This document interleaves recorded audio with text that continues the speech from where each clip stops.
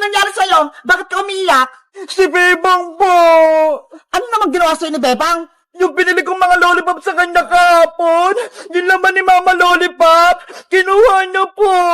Salbahe palang Bebang na yan, kinuha yung mga lollipop mo. Ituro mo sa akin kung nasan siya para malintikan niya sa akin. Doon po siya na sa may garden nila. Tara, samahan mo ako, princess. Opo! Yari, si Princess, nagsumbong na kay Aling Tere. Anong gagawin ko? Bebang! Magtatago na lang ako. Ayoko mapalo na Aling Tere. Lagot ka na kayong Bebang, mapapalo ka na. Bebang, nandito na si nanay. Lagot ka na ngayon. Ginagawa mo. Princess, ang sabi mo, nandito si Bebang. Wala naman dito ah. Nandito lang siya kanina na Dito nga kami naglaro. Bebang! Lumabas ka dyan! Kung saan ka nagtatago! Sana, hindi ako makita na Aling Tere dito. Bebang! Magpakita ka na!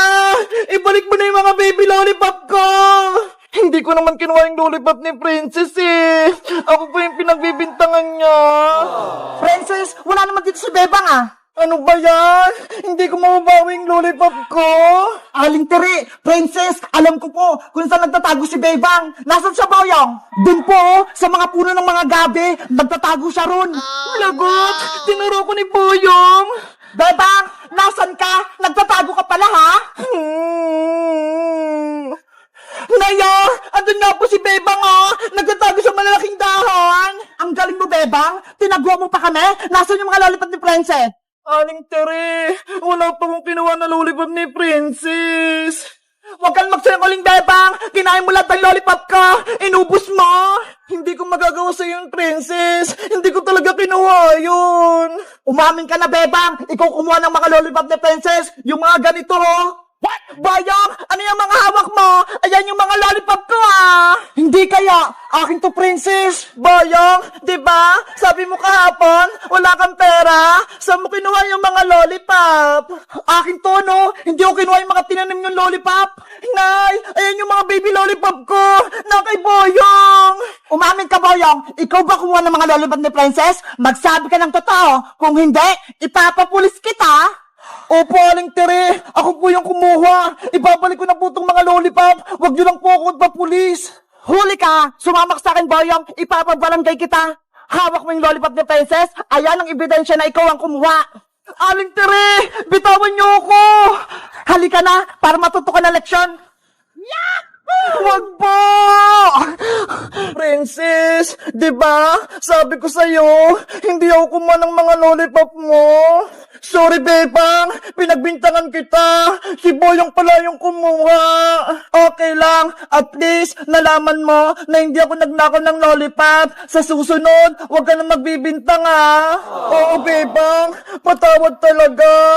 Bebang! Princess! Tulungan niyo ako! Sabihin niyo kay Aling Tere, huwag akong dalhin sa barangay! Huwag ka nang umiyak-iyak pa! Ikaw yung may kasalanan! Ipapakulong na kita sa barangay tanod! Guys, huwag niyong gagayin si Boyong Nangunguha siya ng gamit ng hindi sa kanya. Sa tingin niyo, deserve niya bang mapabarangay tanod? Mag-comment lang kayo. Bye-bye! Si Bebang, hindi niya ko gusto. Crush ko pa naman siya. Kasalanan to ni Boyong. Kinuha ng mga chocolate ko. Totoch! Ano nangyari sa'yo? Bakit ka umiyak dyan? Princess, si Boyong, kinuha niya yung mga chocolate na ibibigay ko sana kay Bebang. Ano? Chocolate? Kinuha ni Boy yung butike? Oo, kaya yun, hindi ako nagustuhan ni Bebang.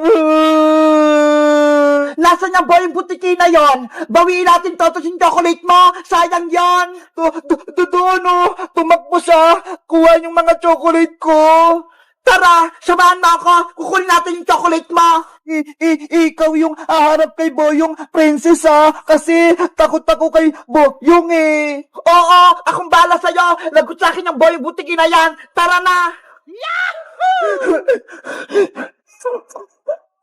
Ang sarap-sarap ng chocolate ni Totos. Ang tamis-tamis.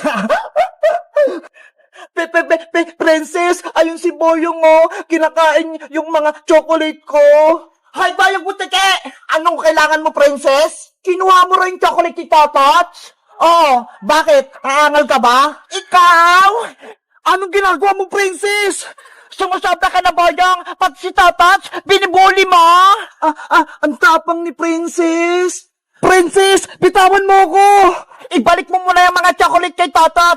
Ibibigay niya yan kay Bebang Tapos kinuha mo.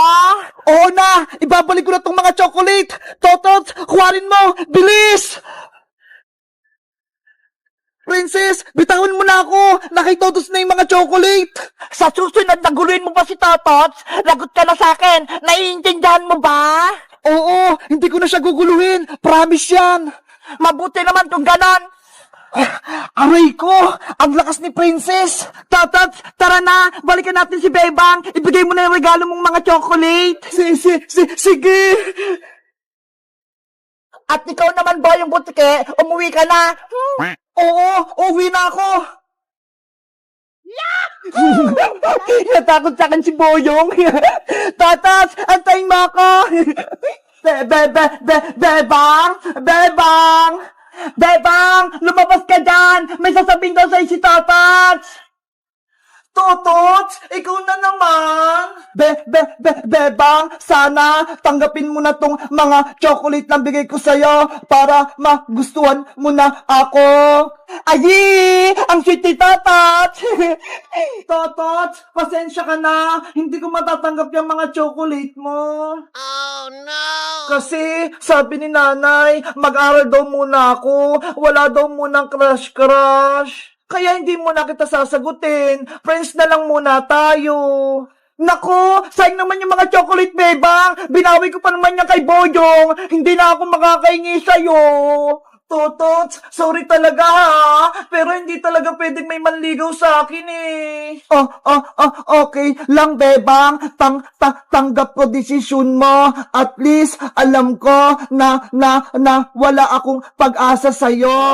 Salamat, Totots. Naintindihan mo ako. Princess, sa'yo na lang tong mga chocolate ko. Ikaw na lang reregaluhan ko. Kasi ayaw ni Bebang Talaga, Totots?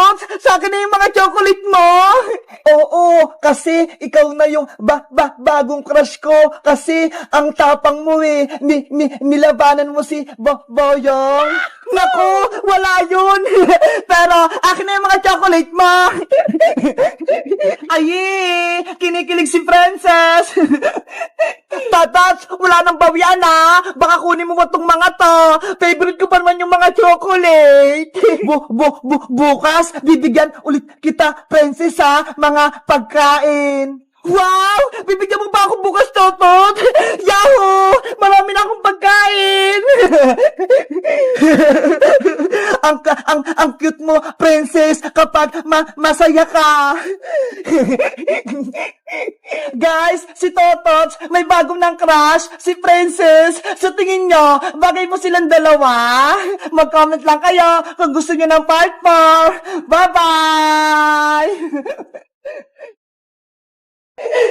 Yay! Uwi na si nanay! Mabuti na lang, magaling na yung sakit ko! Maglilinis ako ng buong bahay para pagdating ni nanay, masaya siya!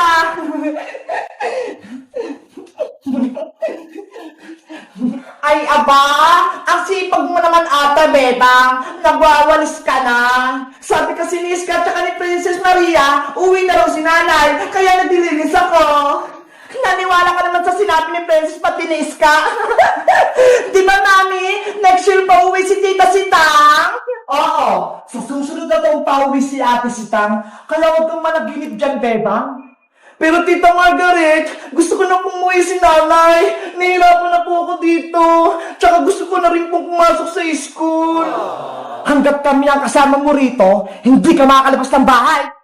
Maglilinis, maglalaba, at maghuhugas ka lang ng pinggan. Naiintindihan mo ba? Kung nandito lang si nanay, hindi siya papayag na hindi ako mag-aaral. Huwag ka lang mangarap, Bebang. Hindi na uwi si Tita Sitang dahil hindi ka niya mahal. Hindi totoo yan, Maria. Mahal ako ni nanay. Kung mahal ka ng nanay mo, bakit kanya iniwan? Kaya hindi kanya na mahal, Bebang. Hindi na siya uwi dito. Sinungaling ka, Maria. Mahal ako ni nanay. Hindi niya ako iiwan. Bebang, bumalik ka rito.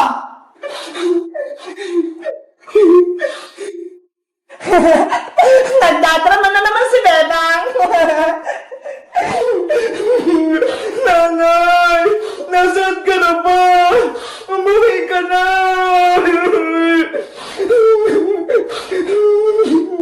Mami, di ba mahal mo ako? Kaya di mo ako iiwan? Di tulad ng ginawa ni Tita Sita kay Bebang? Siyempre, mahal na mahal kita, Maria. Hindi kita iwan kahit kailan dahil ikaw ang pinakamagandang anak ko. Salamat, Mami! I love you! A few moments later. Sa wakas, nandito na ako sa Pilipinas! Manong driver, para po!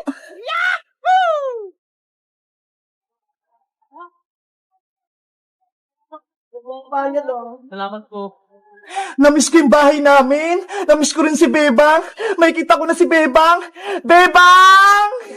Maria, may tao sa labas. Silipin mo nga kung sino yun. Sige po, Mami!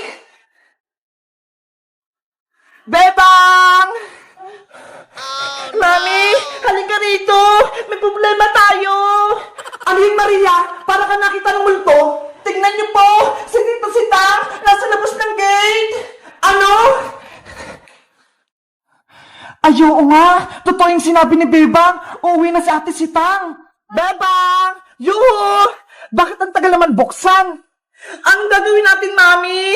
Pakukulong tayo ni Tito Sitang kapag nalaman niya pinahirapan natin si Bebang. Maria, iligpit mo yung mga gamit natin. Ilagay mo lahat sa bag.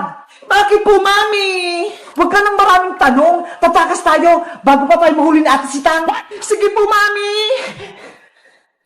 Bebang, papasok na ako sa loob. Maria, bilisan mo. Paparating na si Tito Sitang mo. Bebang! Sino kayo tumatawag sa akin sa labas? Hello guys! Magandang araw! Ako si Aling Sitang. Nakauwi na ako rito sa Pilipinas. Siguradong matutuwa si Bebang. Pero, bakit kaya wala nagbubukas ang pinto? Ano kaya nangyayari sa loob ng bahay? Sana, mahuli ko si Margaret pati si Maria nang mapabarangay ko sila. Mag-comment lang kayo para sa part 6. Bye-bye!